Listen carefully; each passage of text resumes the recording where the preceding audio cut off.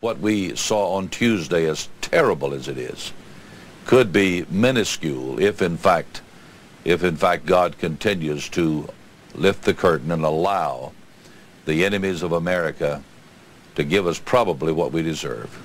Well, Jerry, that's my feeling. I think we've just seen the antechamber to terror. We haven't even begun to see what they can do to the major population. The ACLU's got to take a lot of blame for this. Oh, yeah. And I know I'll hear from them for this, but throwing God successfully with the help of the federal court system, throwing God out of the public square, out of the schools.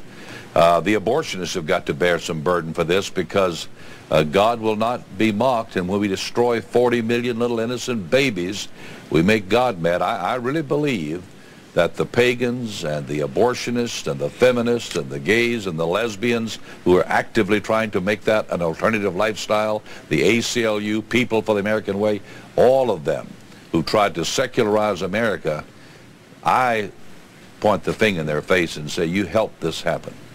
Well, I totally concur. Christy, something happened a long time ago in Haiti, and people might not want to talk about it. They were under the heel of the French, you know, Napoleon III and whatever. And they got together and swore a pact to the devil. They said, we will serve you if you'll get us free from the French. It's a true story.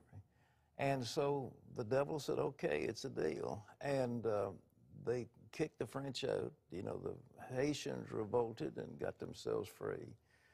But ever since, they have been cursed by one thing after the other, desperately poor. That island of Hispaniola is one island. It's cut down the middle. On the one side is Haiti, on the other side is the Dominican Republic. Dominican Republic is prosperous, healthy, full of resorts, etc. Haiti is in desperate poverty. Same island. They need to have, and we need to pray for them, a great turning to God.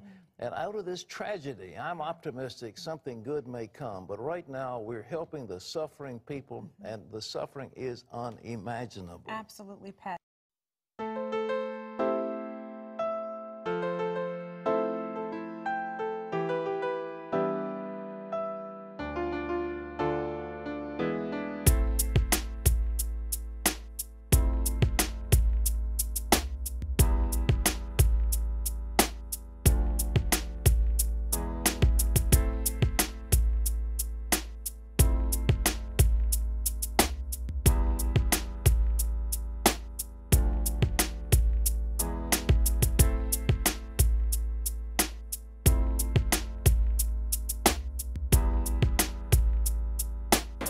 So Erica, Pat Robertson says that the earthquake in Haiti, where you were born, is a result of the judgment of God on Haiti.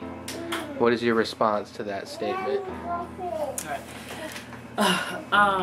I'm still in debate about what did God do, but I also believe that God, in His Old Testament, God said He would not destroy a nation by flood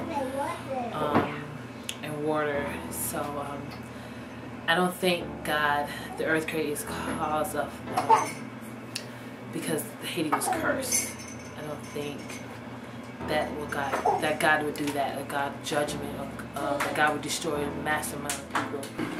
Do I think, no, I don't think that God necessarily judges the nations today the same way that He did in the Old Testament.